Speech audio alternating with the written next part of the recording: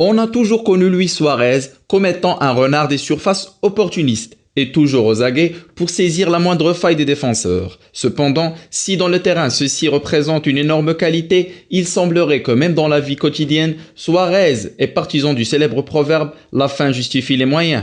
Pour connaître toute l'histoire, restez avec nous jusqu'à la fin de cette vidéo et nous comptons bien sûr sur vous pour vous abonner et nous faire part de vos impressions via les commentaires.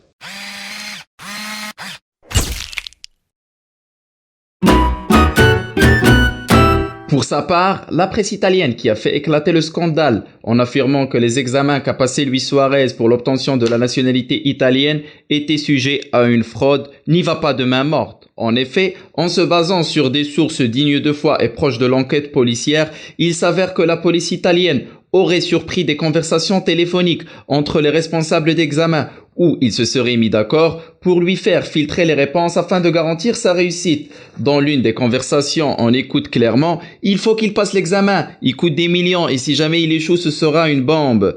Dans un autre enregistrement, on écoute « On l'a bien préparé, il connaît déjà la moitié des réponses ». Puis un autre enregistrement « Mais il est incapable de conjuguer les verbes, il parle seulement en infinitif, dis-moi quelle note il faut que je lui mette ».